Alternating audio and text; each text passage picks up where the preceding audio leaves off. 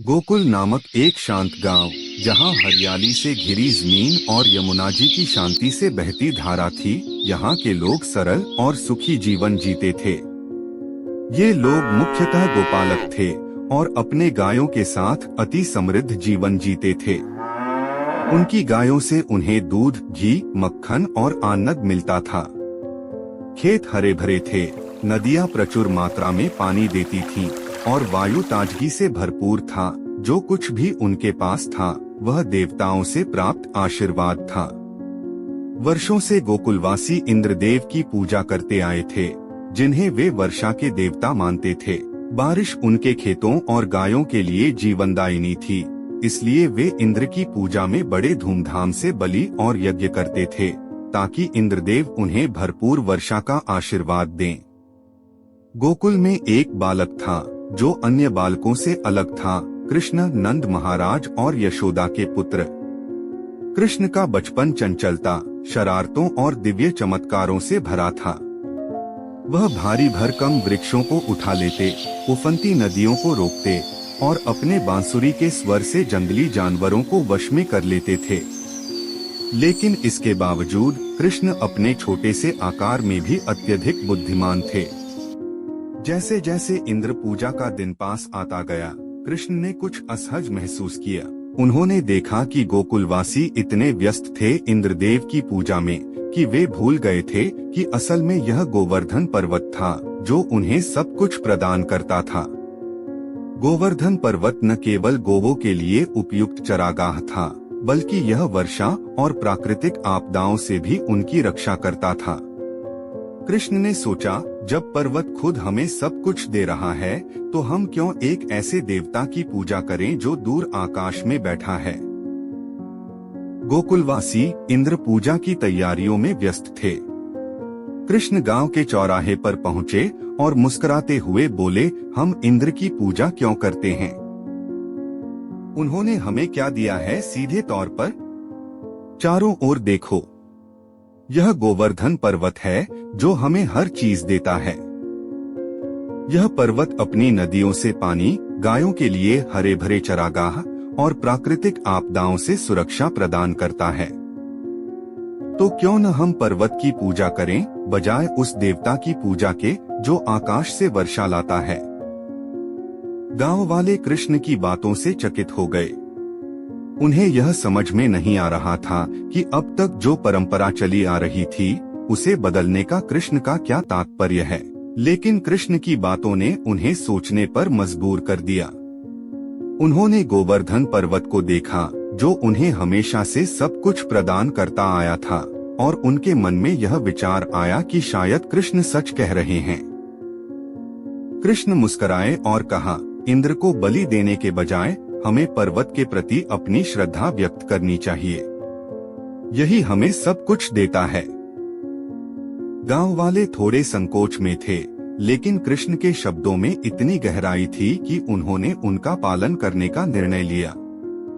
वे गोवर्धन पर्वत की पूजा करने के लिए सहमत हो गए। लेकिन इंद्र आकाश में यह सुनकर नाराज हो गए। जब उन्हें पता चला कि गोकुलवासी अब इंद्र की पूजा के बजाय गोवर्धन पर्वत की पूजा कर रहे हैं, तो वह क्रोधित हो उठे। उनका अहंकार आहत हुआ और उन्होंने यह ठान लिया कि वह गोकुलवासियों को सबक सिखाएंगे। इंद्र ने तुरंत अपने बादलों को आदेश दिया और एक भीषण तूफान उत्पन्न किया। आकाश में घने बादल घेरने लगे, हवाएं तेज चलने लगी और बादल गरजने लगे। फिर देखते ही देखते मूसलधार बारिश शुरू हो गई, जो सब कुछ नष्ट करने के लिए थी। आकाश से बिजली कड़कने लगी और पूरे गांव में बाढ़ आ गई। इस तूफान के कारण गांव के घर गिरने लगे, खेत जल गए और गायें भयभीत होकर इधर उधर भागने लगी। गांव वाले डर के मारे पागल हो गए।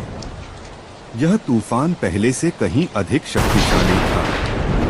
वे कृष्ण के पास सुरक्षा के लिए दौड़े और उनसे मार्गदर्शन मांगा।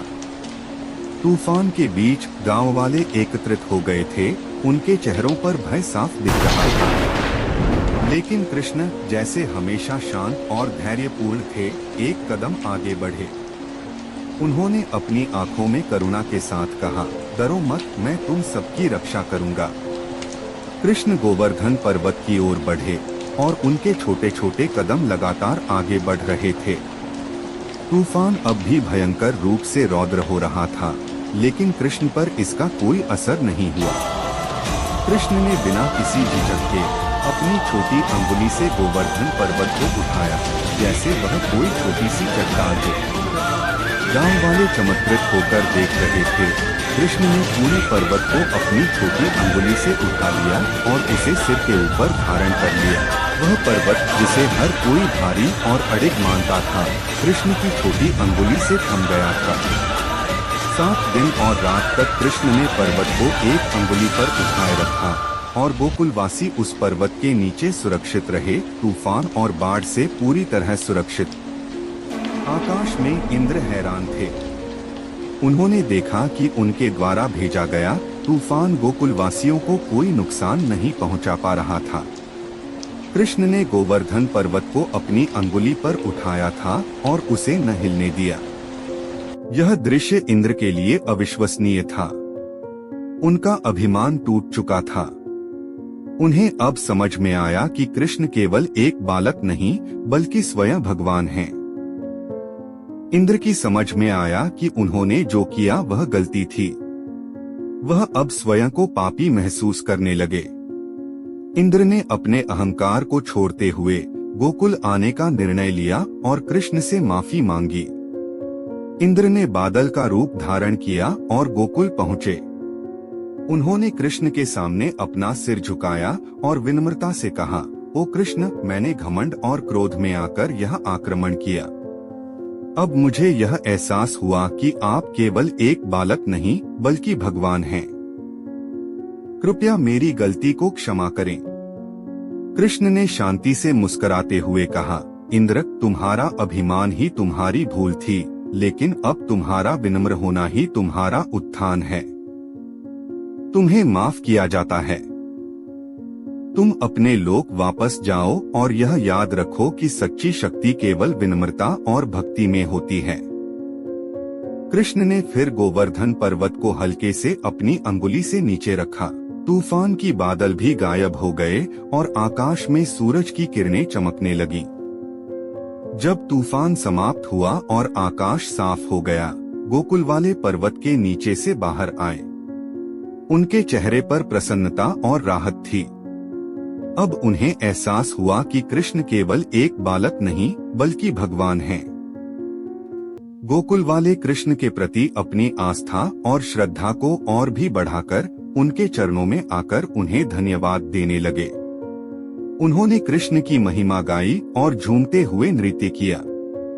उनका प्यार और विश्वास कृष्ण के प्रति अब अडिग था और उन्होंने संकल्प लिया कि वे हमेशा कृष्ण की पूजा करेंगे, जिन्होंने उन्हें संकट से बचाया था। कृष्ण द्वारा गोवर्धन पर्वत को उठाने की कहानी केवल एक दिव्य शक्ति का प्रदर्शन नहीं थी, बल्कि यह एक महत्वपूर्ण संदेश भी थी। यह कहानी हमें यह सिखाती है कि सच्ची सुरक्षा केवल भगवान की भक्ति से ही आती है और अहंकार की कोई जगह नहीं है। चाहे कोई भी संकट हो, अगर हम भगवान पर विश्वास रखते हैं तो वह हमें हमेशा अपने आशीर्वाद से उबारेंगे, जैसे कृष्ण ने गोवर्धन पर्वत को उठाकर गोकुलवासियों की रक्षा की।